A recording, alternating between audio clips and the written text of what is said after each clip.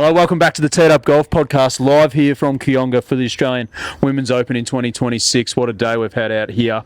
We're joined by two special guests, a bit of a celebrity guests on the potty. Firstly, Tyson Settre, he's a PGA professional here at Kooyonga Golf Club. Second time on the potty. We spoke to you. We did. Year 2 at Live Golf. I reckon at the Grange, when you were there. Mate, it's good to have you back. Yeah, been a while between drinks, but I'm pretty keen to be here. Thanks for having me. We'll check in after this and see how you went. We'll see how you went. Jimmy Emmanuel, the voice of Australian golf, I've got written here in my notes. Been wanting to get you on here for a while, mate. It's good to get you in town and have a chat. First time, long time for me. I've been waiting for this invitation for as long as you've been going. You've been talking, I'm coming on and all this sort of stuff, and I arrive and McGill's not here, so I'll take over. Big seat to fill, but I'll take it over. That's big seat to fill, but yeah, knowledge above. Yes. Absolutely. Ready to rock and roll. Hey, today's pod's brought to you by our wonderful partners at Golf Box as well. We wouldn't be here without Golf Box, using the amazing flight points to get us here. So thanks to Freddie and the crew over there, Australia's #1 golfing superstore. Now, Kooyonga Golf Club, Tyce, you've been working here for just on 12 months? Yep, just on 12 months now. Mate, tell us a bit about the course. Like, Johnny and I were lucky enough to have a hit here. We've been out and had a look today. It looks firm and fast, and the bunkering looks amazing. But sort of tell us how it's been for you guys working here in a lead up to, I guess, one of the bigger events you've had in a long while here at Kooyonga. Yeah, it's been an interesting couple of weeks really, just with all the infrastructure and even the course prep. Watching the course, I guess, just develop into what it is today in the last month has been a credit to Richard and his team down there. Yeah, as you said, greens are firmed up just perfectly. The fairways are super green and lush. Yeah, I'm looking forward. It's going to be a great week. Looking forward to it. Yeah, big going on down here. Last hosted an Aussie Open back in 2018. Yep. It's had some other amateur events and things here, but yeah, in terms of what it means for the golf club, obviously Live's here next year, so it's a little bit of a prelude for the Aussie golf fans to have a look at what they're going to see. I think a few people tune in not only to see the amazing golf, but to see the course and what it looks like. But what sort of prep goes in from a logistical standpoint? What's happening with the course? Are you guys trialling anything this week? Like, what are we going to be looking at? Yeah, I can't really give a whole lot away. Bang. But, Newsbreakers. I would, like, the course probably won't be set up the same as what it is this week for Live. There will be some changes. Obviously, a lot more infrastructure will be around the place for Live. And with this event, with Golf Australia, they've kind of teamed up with us, so we're helping with all the catering and stuff like that. Whereas when Live come through, they'll probably be taking hand of most of that stuff. So that's probably the main difference, is we're quite more involved in this event. Were you here in 2018, Jimmy? I wasn't, no. I played here about 25 years ago for the first time and fell in love with the place. I was here for a family wedding in Adelaide and managed to get a game here, and it was one of the best golf courses I'd ever played at the time, and I was amazed. So I'm thrilled to be back. I've been back for a while, so I was interested to see obviously this week, but also how it looks different when Live comes in 12 months time, because you and I know obviously very well, Q, from working there a couple of weeks ago, how big of a show it is. This is a big show too, so it's no small feat getting 2 major golf tournaments in the space of 12 months. That's massive for any golf club, let alone one that hasn't had one for a little while, I suppose. Yeah, Johnny and Brad were actually lucky enough to get out here the Monday of Live Golf. We played 7 holes. And, I've played a fair bit of golf in Melbourne across the Sandbelt, and this stacks up, if not better than 90% of the courses I've played there. In terms of the Adelaide golf sort of beefs, there's Royal Adelaide, there's Glenelg, there's here in the Grange, in terms of the top 4. Yeah. Well, you're a member at the Grange, you work here, you've played a lot at Glenelg, you got a mate, a 3-up mate. Yeah, Reeves over there. Yeah. Royal Adelaide, I'm guessing you played there a fair bit. Yeah. Which one's your favourite? I'm going to have to lean towards Royal Adelaide, I'd say. Okay. The one he's not a member at all. Yeah, exactly. I think day to day, I'll say the Grange East holds up extremely well, like through winter and stuff like that. The greens there, I feel like that course holds up phenomenally. Out here, I think it's just because this place just plays pretty tough, I think. Like around the greens and stuff here, I think can be quite challenging. A good test. I think the thing I like about here is there's a lot of options off tees. You can be aggressive, you can be conservative. So yeah, I'd say it'd go Royal, then probably here and Grange East on par for me. Nice. Love it.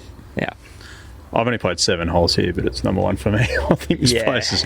I just love a golf course. The clubhouse has a lot to do with it for me. Like, we're sitting here on... We should have said off the top, on the back of 18. You can see that the amphitheatre 14, 15 up there, and the first tee box just off to the left here. It's just amazing. Tyson, tight driving corridors here. Yep. Tell us about sort of... You've done a bit of walking today with Ella, one of the young amateurs from New South Wales, who's out here having a look. Like, what sort of shots do you need to hit off the tee? What are we going to be looking at for the girls? What sort of play, like course fit play are we looking at? I think it's one of those court, like you could say it about any court, but getting the ball in play around here, you need to really set yourself up for your second shots. Even off the tee, if you do hit in the wrong spots of the fairway, it does make the second shot into the green quite difficult, especially with how firm and quick they've got them this week. I think it's definitely a second shot golf course. You want to make sure you're hitting good iron shots and good approaches into the greens. Again, especially this week with the firmness of it. There's a lot of shots where, and I think during the practice rounds, the players will be looking at a lot, is just looking at the missed spots around the greens, because there are so many easy opportunities to short side yourself without actually realising you short side yourself. The par threes will be a big one for me. I think if you play those in even for the week, you're going to have a really good week. I think that's an absolute key this week. You've got the 3rd, the 7th, the 14th and the 15th. They're all quite tricky. It's just one of those, they're just holes where you got to get up there and hit a good shot. So, in terms of the score, what sort of score do you think wins this week? I think from memory, 14 under one at here last time. I'm going to say around 13, I reckon. Okay. I think 12 to 13 is gonna win it. A lot of it will depend. I think it's meant to be pretty windy on Thursday, so there's a bit of wind about with the firmness. That could pose a bit of a challenge. But I reckon around that mark's going to be right up there in contention. Love it. Jimmy, you've been at the forefront of Aussie golf for a number of years now. A lot of broadcasting, a lot of work with GA, now doing your own thing. You know, the women's golf in the international stage is really holding the bag. With a couple of majors last year, Minjee, Hannah, Grace Kim all just dominating, Steph Kyriakou, Cassie Porter, even so Kempe and Karis Davidson in there. Where, like, in terms of women's golf in Australia right now, working inside the inner sanctum, like, where does it sit in your mind? Well, it's unbelievably and unquestionably number one. It's the best performing I think we've ever had at the highest level across men's and women's golf at the top tour.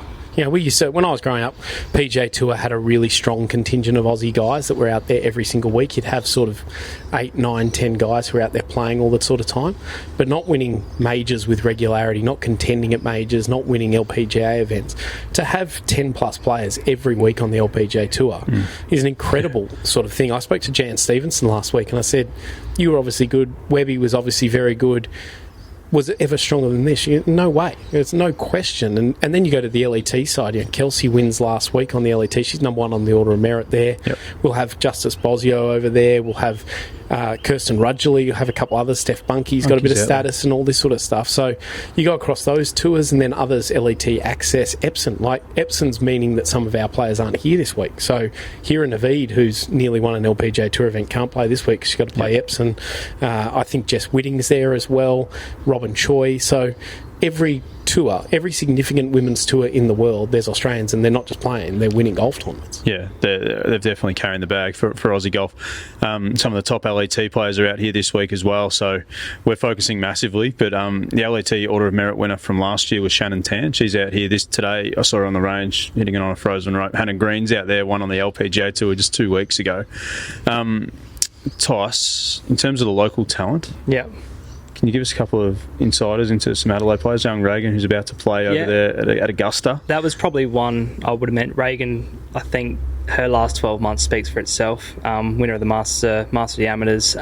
She's been just cruising, basically.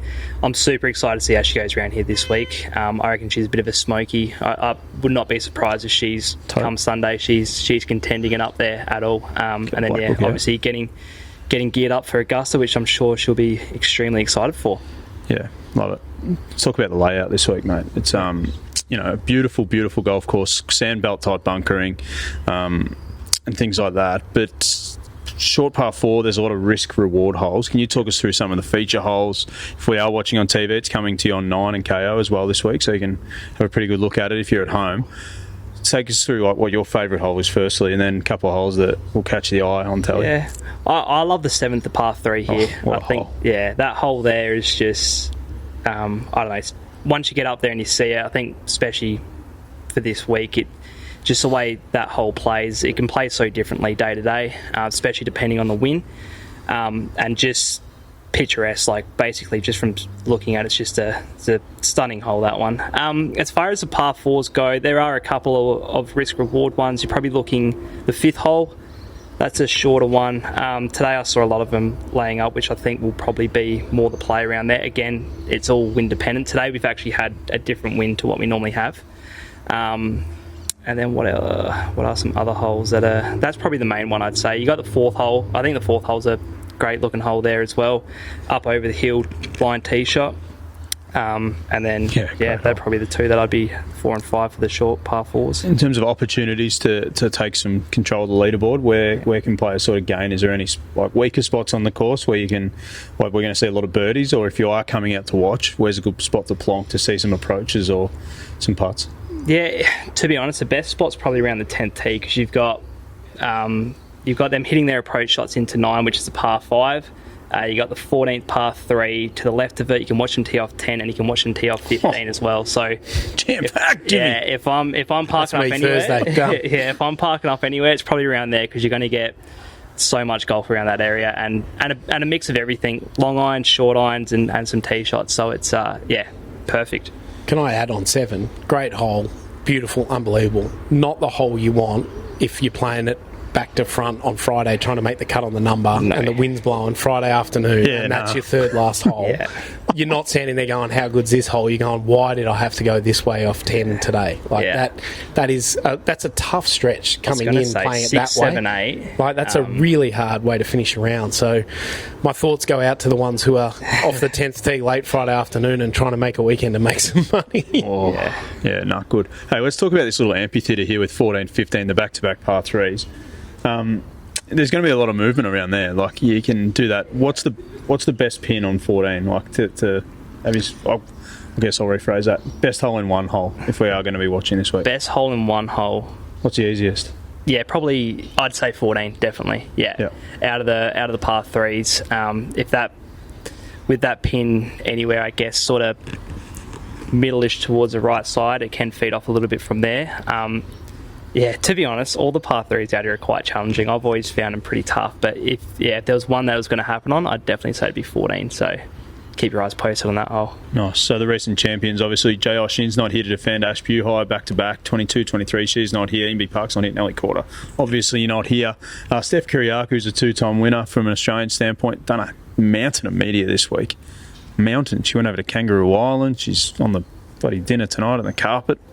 Nuts. How do they manage it, Jimmy? Like, you've worked on that side of golf. Like, we saw you swanning around with Rory McIlroy at the men's Aussie Open. My close friend Rory. Yeah, very dear friend of yours, Rory McIlroy. Like, how do they manage it, these guys, and then rock up and perform? Like, well, it's really hard this week for Steph and Hannah and Minjee and Grace, because they don't do it as much as the guys do. Yeah. You know, when Adam comes down or Rory comes down, Rory does that every week. Yeah. Not to the extent, you know, we went and filmed a thing all Monday afternoon that was 3 hours of his time. I wonder if he got paid enough for it. Not sure. Well, you know, but he's used to it. That's everywhere he goes. He has to do something like that. He's got media commitments. He's got commercial sort of obligations. If you've got a role with the PGA Tour, you've got to do these things. Steph doesn't do that most weeks. You know, Steph rolls into town, plays her practice rounds, plays a Pro-Am, and she's good to go. So she's done a little bit of it. You know, she played WebEx Players Series Sydney the other day. They get a little bit of stuff there, so she's getting used to it and becoming more comfortable with it. But it's all about managing everything else around it. It takes players a long, long time to learn.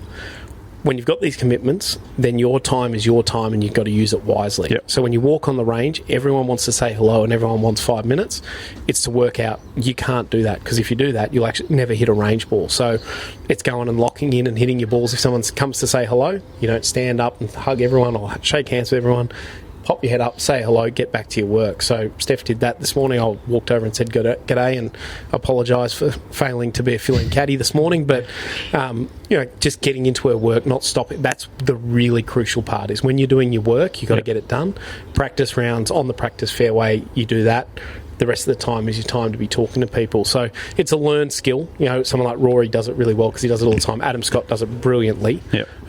But Steph and Grace and Hannah and Minjee, they're all getting better at it because you get pulled in a lot of different directions. So you've got to say no sometimes too. So I know you were going to get them all as a guest today and knock us off, but you know, they've got to say no sometimes. Well, we did actually. That's credit where credit's due with Steph. About a month ago, we locked in a potty with her this week, and she just messaged me and said, "Hey, look, I'm cooked." And you got to respect that. Like, I think it's just amazing that she showed a bit of maturity. The girls are a lot younger than the boys as well. Yeah, absolutely. They're like 24. Yeah, 24-year-olds. At 24, I wasn't sober enough to send a text like that. But I've never seen you say no to anything, Q. No, I haven't, Jimmy, and I never will. Cash is king, brother. Hey, Kelsey Bennett arrives in Adelaide on the back of her first, WPGA Tour and LET victory last week at the Aussie Women's Classic. How does she manage it, mate? And you might be able to talk to this, being mates with Tomo. You've seen it firsthand, him rocking up the week after a win. Yeah. But how do they manage it as well from a media standpoint? And a bit of a target on your back as the winner.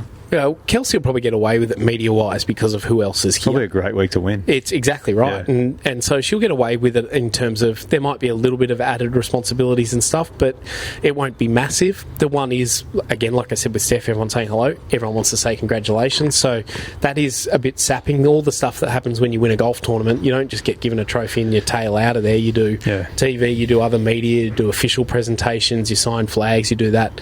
So it adds on. You often have to change your travel plans and everything like that. But one thing about Kelsey last week, I was up there all week, is big thing she keeps talking about is increasing her professionalism, which is mindset, is preparation, is all those little things. So it won't surprise me if she bounces back and plays well again this week. And she said to us on Sunday night, stated goal at the start of the year was, I want to win the Australian Open. So she thinks, rather than I went a week early, she thinks, why not just win 2 in a row? So happens. Seriously, good chance of having a really good week. Golf course suits her as well. She had a few putting troubles with speed on the Saturday. Won't have that here. It's 4 weeks of LET golf that is on 4 vastly different golf courses. So players who've played in Australia a lot will adapt a lot quicker. I think that's why Kelsey went well last week. Megan McLaren went well last week. I think she'll go well this week. And the other one from that final group, Kaylee McGinty, stood out to me with it, just so impressive. Watched her hit range balls, watched her play, but that's one that keep an eye out for. That is a serious golfer.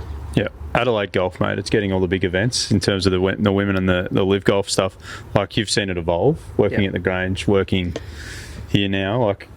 Like Adelaide golf, I think it's severely underrated in the Aussie golfing landscape. I love every time I come here. It's just a beautiful place, but take us inside what it's been like watching just it evolve from, you've been an amateur here, you've seen just go boom. It's actually hard to believe, to be honest. I still remember all the chats around when Liv was first coming to Adelaide. Like, there was only rumours and stuff. You go, there's no way it's coming to Adelaide. Like, why would, and especially in our own backyard in Grange, we're kind of like, there's no way. And then it happens and it locks in for 4 years. Then it's come to here, and then this week we got the Women's Oz Open. It's crazy how quickly things can change. And I think, like we were having a chat before, how much you love Adelaide, and you probably wouldn't have come down to Adelaide if it wasn't for those kind of events. And I think it's really Bucks, footy trips and golf.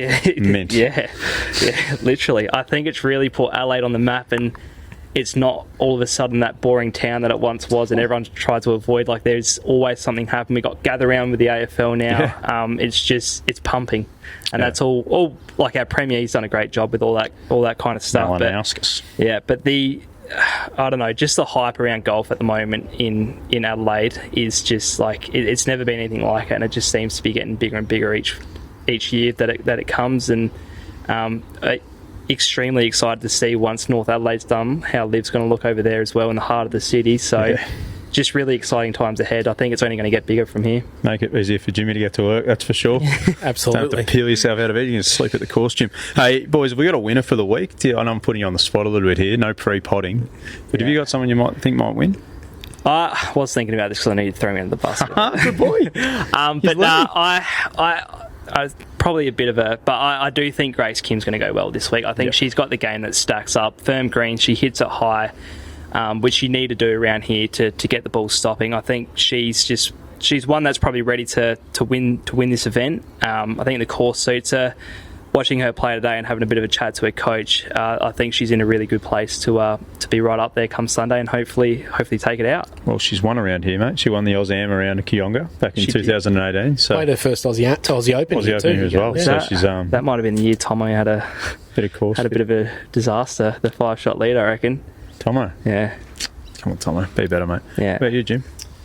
It's hard to go past Hannah Green. She won an LPGA Tour event a couple of weeks ago, and so form's good. Wants to win an Australian Open more than anything. I remember years ago, before she won a major, she said Australian Open was the thing she wanted to win more than anything else, which probably put a lot of pressure on her to do it. Yep. I think she probably built it up too much in her own head.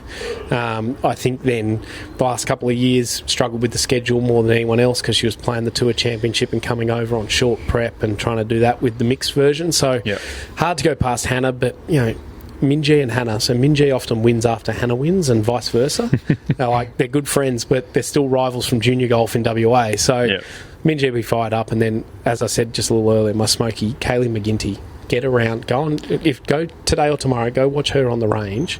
That golf swing, ball flight, everything incredible. But I will take Hannah as my official tip. But I've mentioned 3 names, so then you can sound like a genius at the end. That's a tip for experienced players. I think Hannah came third here last time it was here. Yeah, I think so. That's right. She would have been bloody young then too. Yeah, it makes me sick how young these girls are. Well, I'm going with Cassie Porter purely from the fact that I sat next to her on the plane over here. And her week can't get any worse. So she's as a tour winning caddy, as a tour winning caddy, offered a few words of advice. No, I did not. But I don't know. She's had a lot of changes in the off season. Seemed pretty up and about after the F1. So, and Cassie's like, I had a great year on the LPGA Tour in her first year. Worked it all out. Sort of planning her 2026 season, and this will be a great start. All these girls just want to win the Aussie Open, similar to when the boys come down and want to play. So, I think Cassie will be one who sort of fall like this. We're so hot at the top of the list, like with Minjee, Grace. If you are looking at the betting apps, Minjee, Hannah, Grace, Kelsey Bennett, and Steph Kiriakou and Shannon Tan are the top 5 on the betting. We're not a betting podcast, but if you are going to do it, Cassie Porter for me at 34s. So the LET field has some seriously good players too that will just go so under the radar. So if you are someone who likes to have a go, do so responsibly, but have a look through. Like there's players like Alexandra Forsterling. She was a reserve for the Solheim Cup a few years ago. 51s. Has had a back injury. Genuinely was the next up to play Solheim Cup and will come in here with no fanfare, no nothing. There's that many of those LET players if you go through who have won tournaments. Garth was on 2 weeks ago. She's at 60. Yeah, so exactly. There's crazy amounts of good players in that. And then in the WPGA field, there's some really good local players who aren't those top LPGA names that get mentioned all the time. So basically, come and watch and absolutely get out. Go follow a random group and. Well, the thing about Adelaide golf, Jimmy, the thing about people in Adelaide, they get around. They show up. They get around sport. They show up a little bit like Melbourne think they do, but Adelaide do. And we saw that at Live Golf. It had nothing to do with fish. That's the only reason you were there. I was just went there to work with you, great man. I just thought, what an opportunity to learn from the voice of Australian golf, Jim. But hey, you can actually watch this week. You can get over to Fox Sports, KO, and also the 9 Network, 12:30 to 5:30 on Thursday and Friday, and then the weekend coverage half hour early from 12 till 5 AEDT. So make sure if you can't get here, support them that way. They're playing for $1.7 million here at Kooyonga, one of the great events. I guess it'll go down in Aussie golf's history, I'm pretty sure. So thanks for joining us, Tyce. Thanks for having me. Appreciate it. Thanks, Jim. And at the conclusion of Saturday and Sunday, the Heritage Classic goes an hour later, so I'm suggesting, get a bit of both, and I'll be a part of that coverage. So if you want to listen to the voice of Australian golf, head over and just watch the end of the Heritage Classic. You'll get me in the host chair. So in the host chair. That's Bang. right. My man Brian Lunch out on the golf course, also known as Ryan Lynch, but and then Nick O'Hearn as well. But we'll be doing that one while this is on, and we'll be keeping an eye over here. I'm absolutely certain. And I don't call myself the voice of Australian golf. I call Jimmy the voice of Australian golf because he told me to. I just agree with it. I don't call myself. I just agree with it. Anyway, thanks everyone for tuning in. Now head over to golfbox.com.au, Australia's #1 golfing superstore, and load up. Thank you.